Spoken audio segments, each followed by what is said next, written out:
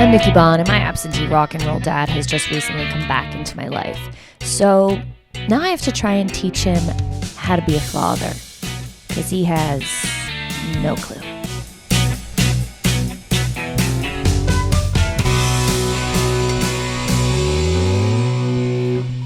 Testing.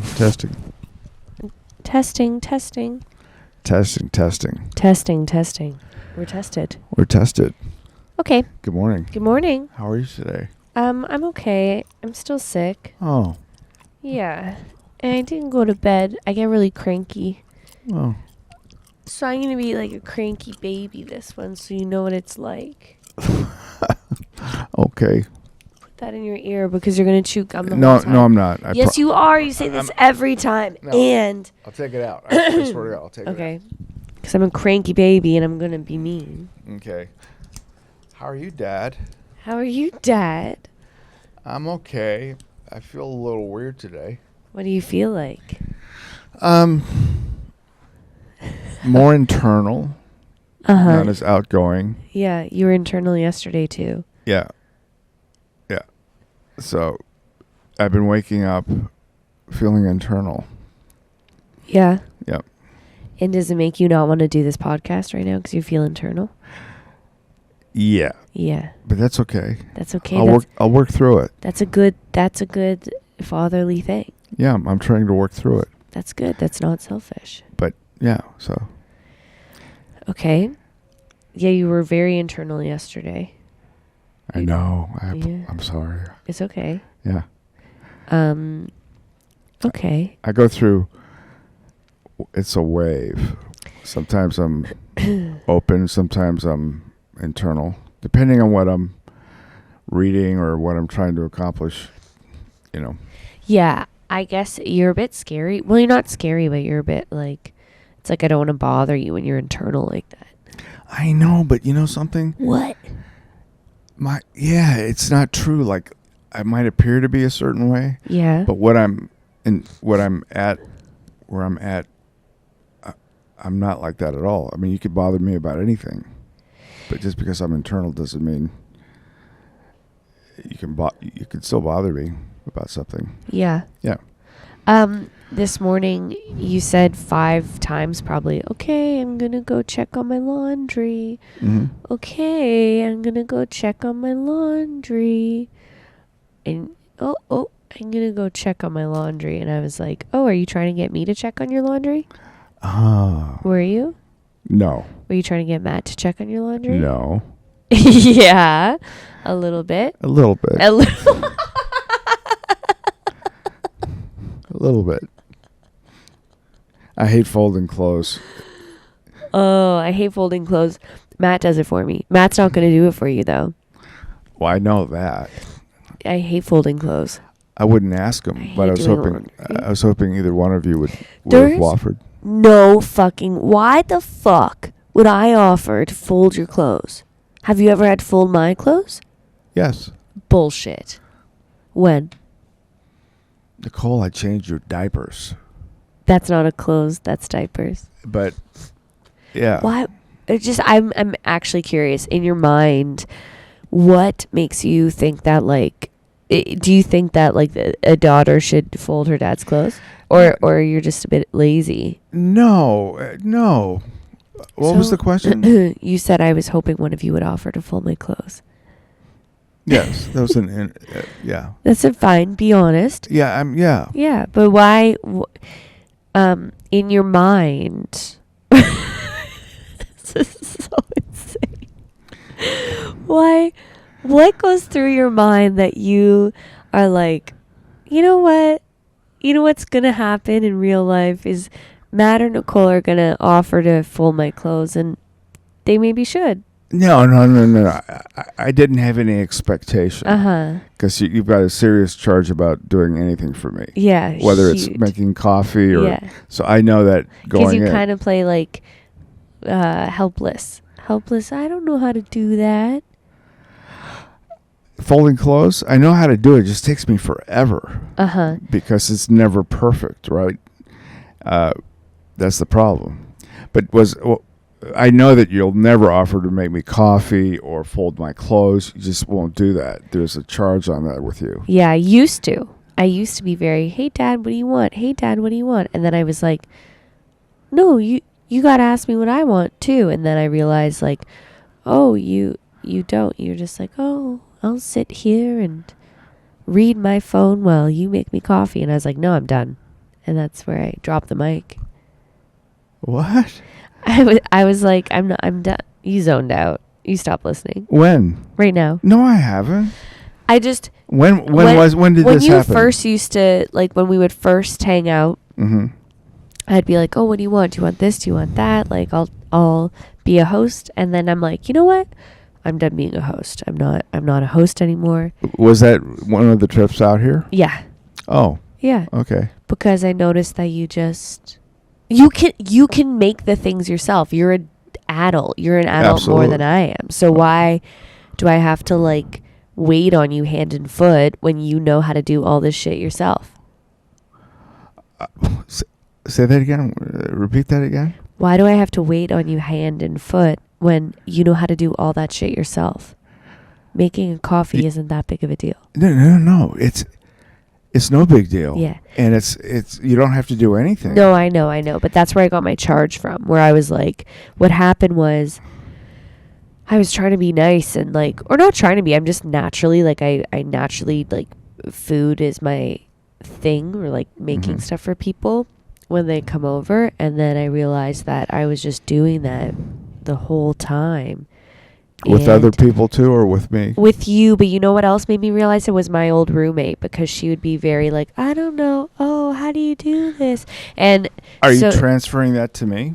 No, I transferred yours to her when I realized, yeah. Well, I transferred them both back and forth. Oh, so. And I was like, you're all capable of doing these things, and I need to be selfish now, and I need to look out for myself, and I need to let you make your own.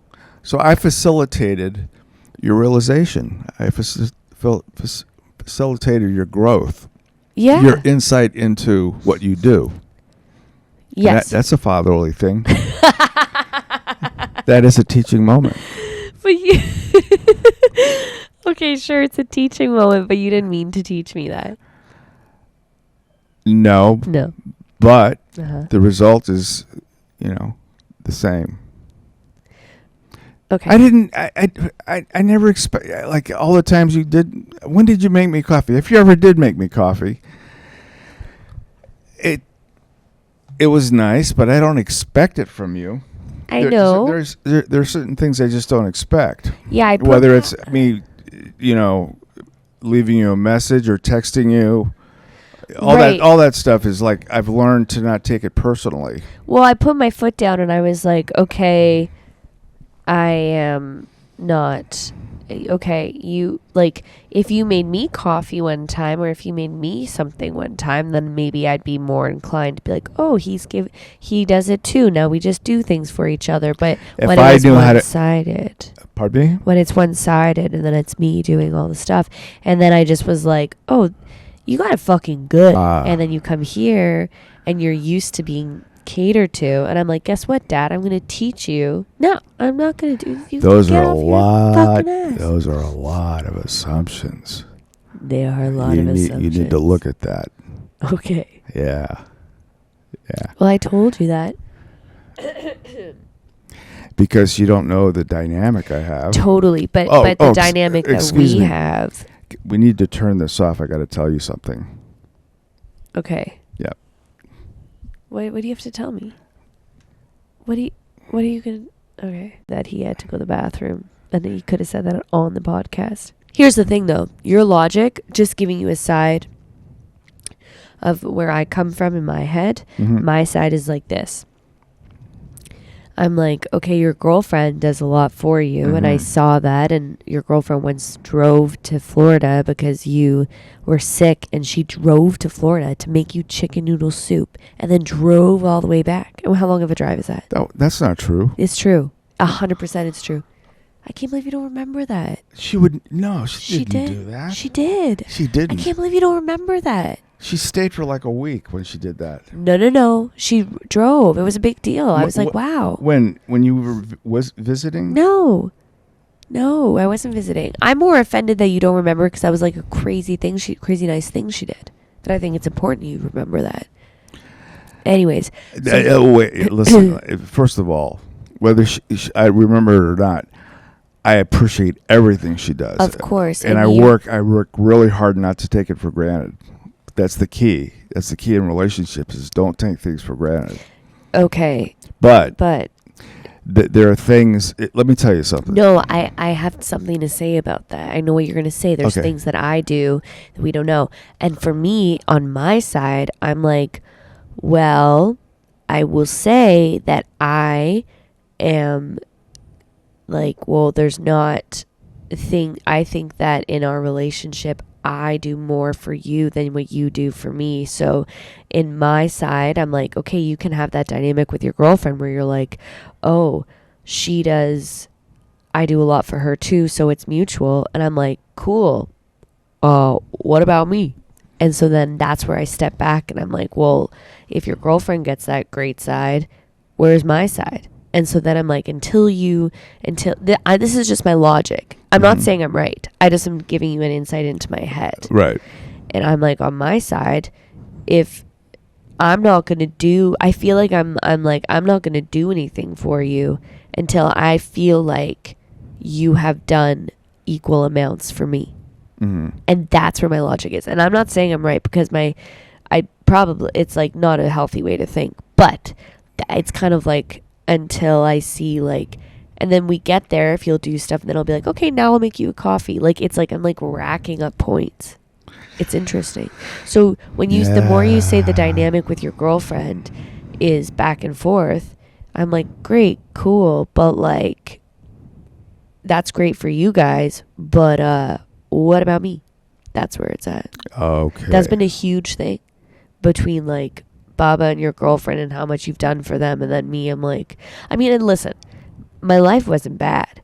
My mom supported me, my grandma, my stepdad, you know what I mean? Yeah. So, but I guess the reason why I'm realizing out of this conversation is the reason why I don't want to make you coffee and I don't want to make you things. And because I feel like I've done that so much and then all of a sudden I get resentful.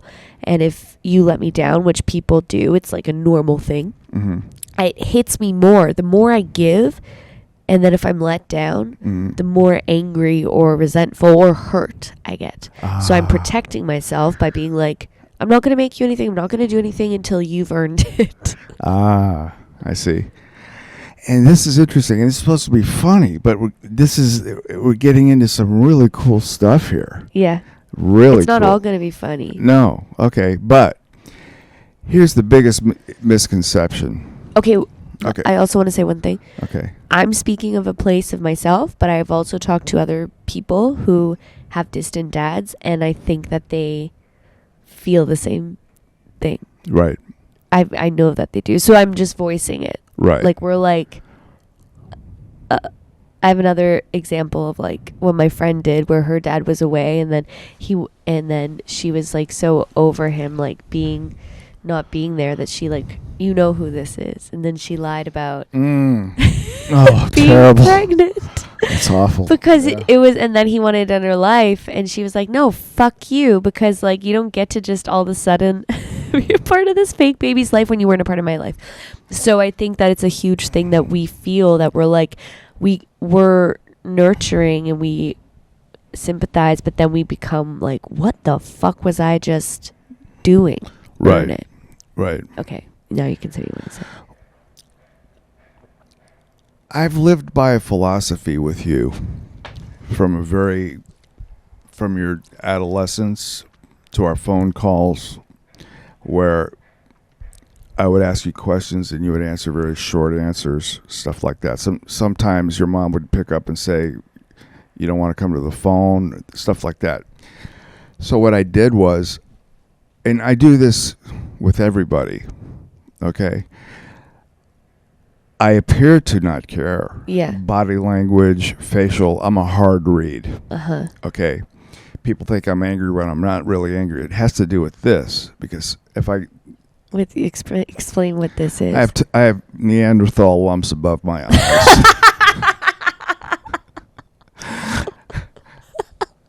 you know. But you know what's funny is, it's Ancestry.com. I know somebody whose ancestry came back as Neanderthal. Let me pick this gum up before I get shit later. Okay, I got to bend down on my knees, look under the table because I care so much. Jesus Christ. What are you looking for? I need my... That's what... I can't even look. Wait, you didn't find the gum? Oh, Matt will never see it. I haven't seen it. So anyway, the biggest misconception, and it's naturally... I mean, it's totally understandable that you would feel all these feelings about me. Yeah. Right?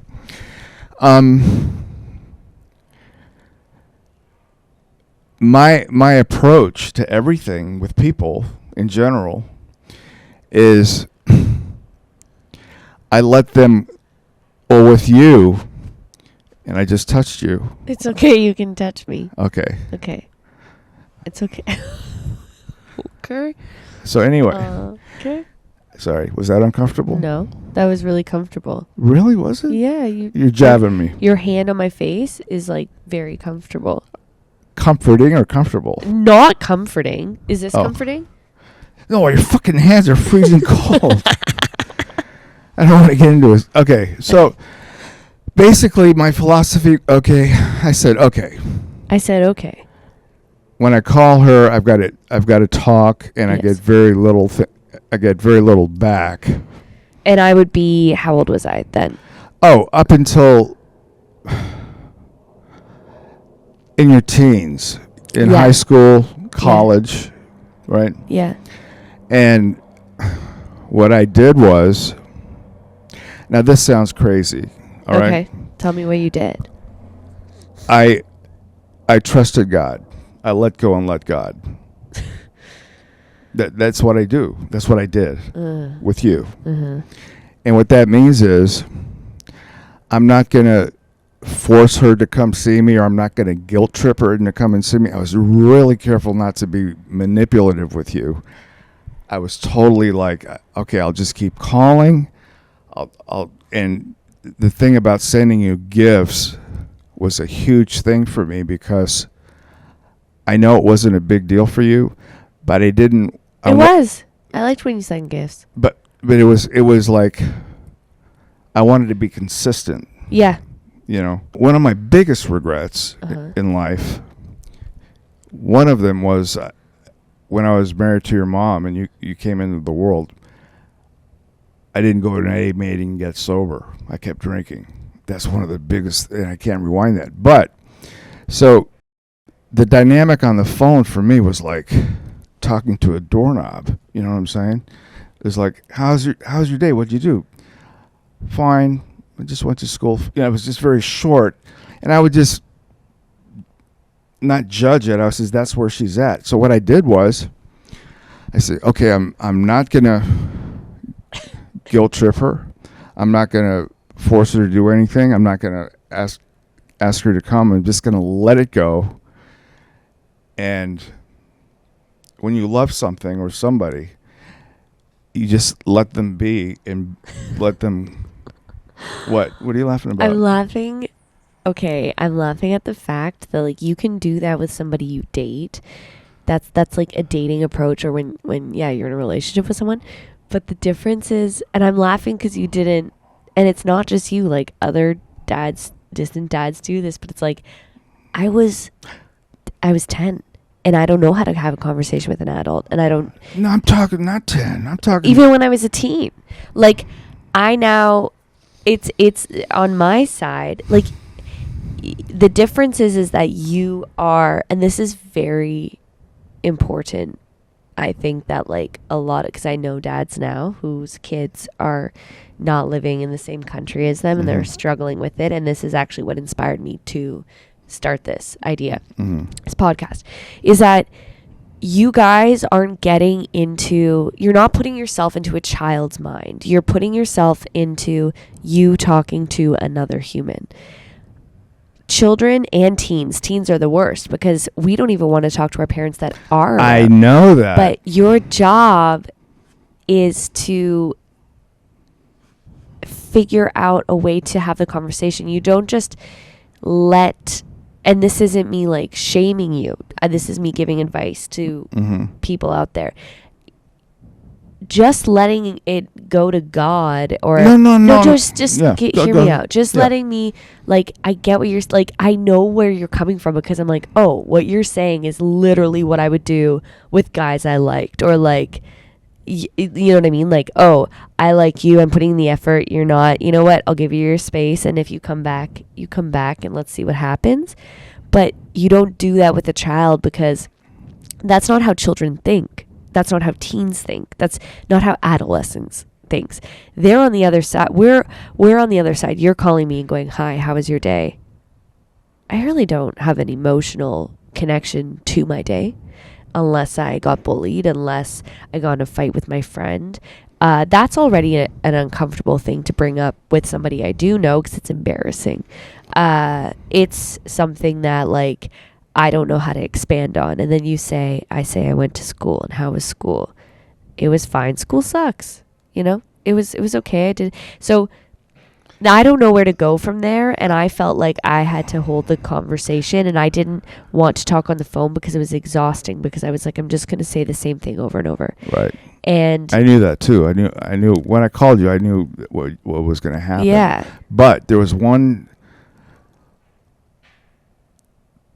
moment, one phone call that kind of started the crack in the door. Okay.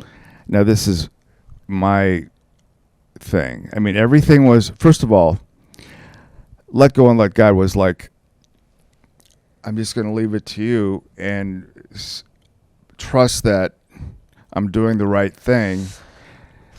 Okay, so You're going to interrupt me. I got to Okay, explain this okay. whole thing. I lost my train of thought. okay. Let go and let God. No, and no, the no. one crack in the door. Oh, the crack in the door was when you called me and your friend was a bass player who knew Jocko. Right. That was the first time Yes.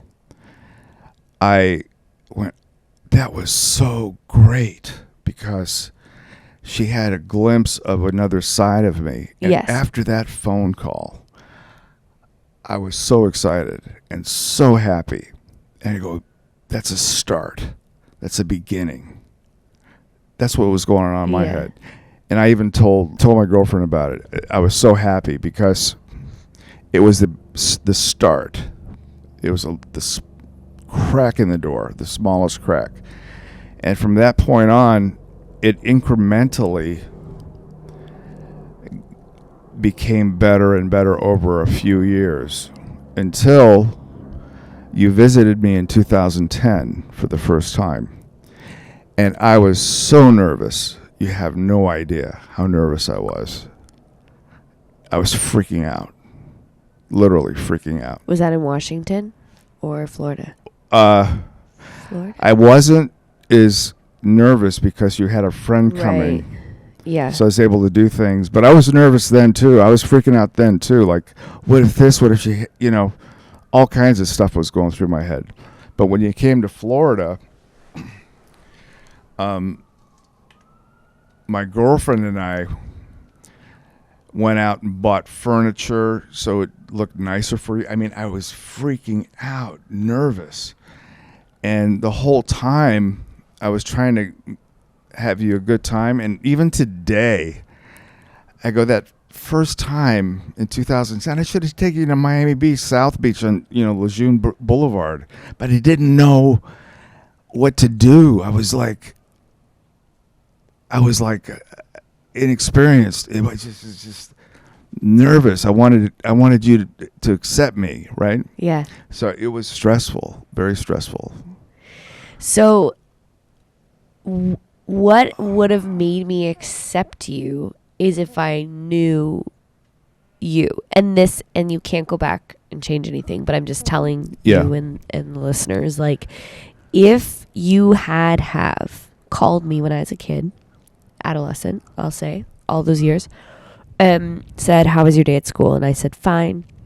and then said something about your history of what you thought of school, or your opinion of what you thought of school, or a memory that you had at school, to try and connect. The key that you were missing is that you left it to wait till I was ready to come around. But what I needed was a hand reached out to say, like, hey, do you connect to this? And maybe I would shut it down, and maybe I wouldn't, but there would eventually be something I connected to. Right. If you had have shared something about yourself, or thought, hey, she's in grade 5.